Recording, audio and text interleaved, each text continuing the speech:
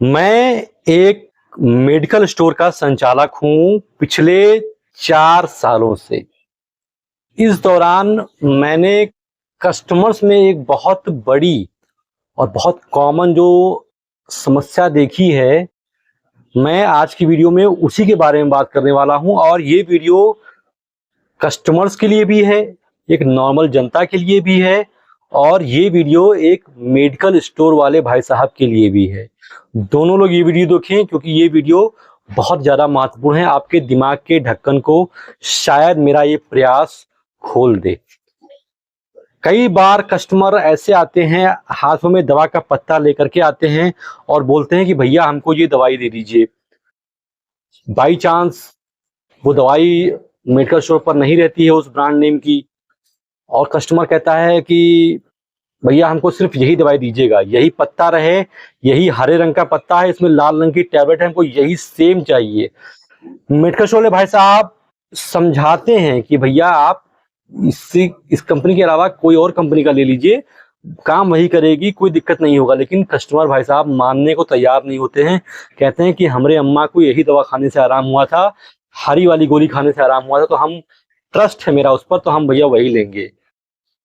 तो आज के इस वीडियो में मैं यही समझाने की कोशिश करूंगा कि आपको क्या करना चाहिए ऐसे सिचुएशन में। आप भी कई बार ऐसे फंसे होंगे कि आप दवा खोजते होंगे पूरे शहर में और उस नाम से नहीं मिलती होगी, तो क्या करना है आपको। देखिए, मैं एक फार्मासिस्ट भी हूँ, मैंने बी फार्मा की पढ़ाई की है, फार्मा कंपनियों में नौकरी की है और अब अपना मेडिकल स्टोर भी चला रहा हूँ।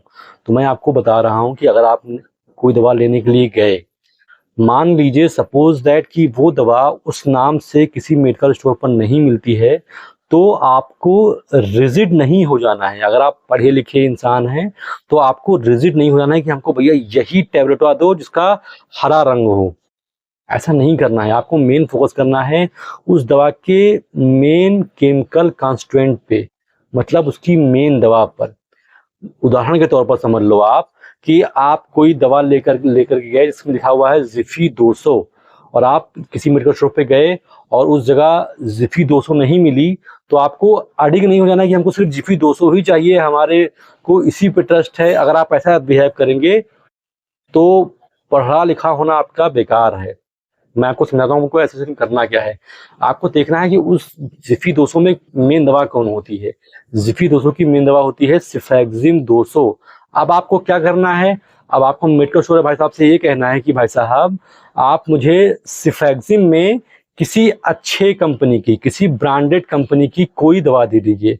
अब सिफेक्जिम में जिफी 200 आता है, सिफेक्जिम में टैक्सिम ओ आता है, एल्केम कंपनी का बहुत अच्छी दवा है। सिफेक्जिम में महासेफ आता है, मैनकाइंड कंपनी का बहुत अच्छी दवा है।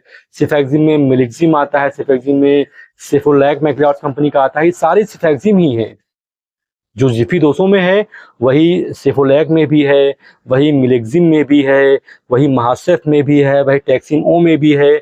और जो काम जिफी 200 करेगा वही काम सिफेक्जिम भी करेगा, मिलिक्जिम भी करेगा, सेफ्टास भी करेगा, महासेफ भी करेगा, टैक्सिम भी करेगा।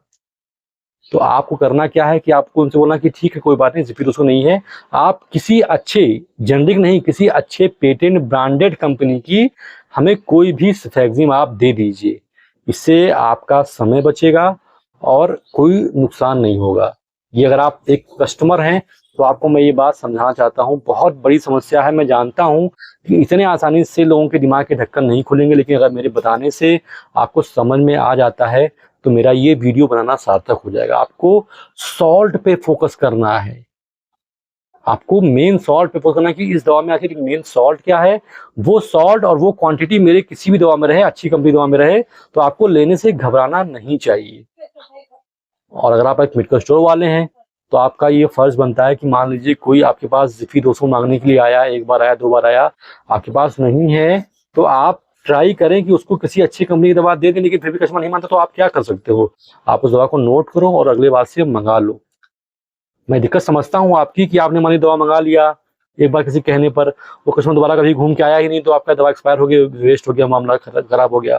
मैं चीज़ें समझता हूँ, लेकिन फिर भी अगर कस्टमर आपके पास 2 से 3 बार मांगने आए तो आपको वो दवा रख लेनी चाहिए। और अगर आप एक फार्मासिस्ट हैं तो आप उनको विनम्र तरीके से, अच्छे तरीके से एक प्रपोजल दें, एक सुझाव दें कि सर जो आप दवा लेकर के आए हैं उस ब्रांड नेम से मेरे पास नहीं है, लेकिन इस सॉल्ट में मेरे पास अच्छी-अच्छी कंपनियों की और कई सारी दवाइयाँ हैं। अगर आपकी परमिशन हो तो मैं वो दे दूँ, क्योंकि ये काम एकदम वही करेगी। इसका मोड ऑफ एक्शन, इसको खाने का तरीका, एमआरपी ऑलमोस्ट सारी चीज़ें सेम होती हैं। अगर कस्टमर समझ जाते हैं तो अच्छी बात है, नहीं समझते हैं तो कोई बात नहीं। आपको दवा को अवेलेबल करा लेना चाहिए। और भाई साहब, अगर आप कस्टमर हैं तो प्लीज़ थोड़ा समझें, पढ़े-लिखों की तरह बिहेव करें, ज़िद्दी स्वभाव को मत अपनाएँ। मेन फ़ोकस ब्रांड नेम पर नहीं, बल्कि दवा पर करें। आशा करता हूँ कि मैं जो आपको समझाना चाहता था, वो बात आप तक बहुत क्लियरली पहुँच गई हो। मेरा आपसे बड़ा ही हम्बल रिक्वेस्ट है, क्योंकि मैं एक फार्मासिस्ट हूँ, मैं एक मेडिकल स्टोर का संचालक हूँ, ये चीज़ें रोज़ टकराती हैं।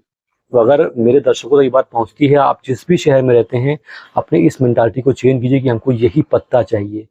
आप दवा पर फ़ोकस कीजिए और एक चीज़ ज़रूर बोल दीजिएगा मेडिकल स्टोर वाले से कि हमको ये दवा ब्रांडेड कंपनी का ही दें। तो उससे आपका कोई भी नुकसान नहीं है, मेरी गारंटी है। मैं गारंटी लेता हूँ, चलिए मैं गारंटी लेता नहीं हूँ अमूमन, लेकिन मैं गारंटी लेता हूँ कि अगर आपकी वो दवा नहीं मिल रही है, आप किसी भी ब्रांडेड कंपनी में सेम सॉल्ट का ले लेंगे, आपको कोई भी दिक्कत नहीं होगी। ये मैं बोल रहा हूँ, मैं फार्मासिस्ट हूँ, मैं मेडिकल स्टोर का संचालक हूँ, पढ़ा-लिखा इंसान हूँ, आपको समझाने की कोशिश कर रहा हूँ, आपकी लाइफ थोड़ा ईज़ी बनाने की कोशिश कर रहा हूँ। फिलहाल इस वीडियो में तो बस इतना ही। अभी तक मेरे साथ अंत तक बने रहने की आप सभी का बहुत-बहुत शुक्रिया।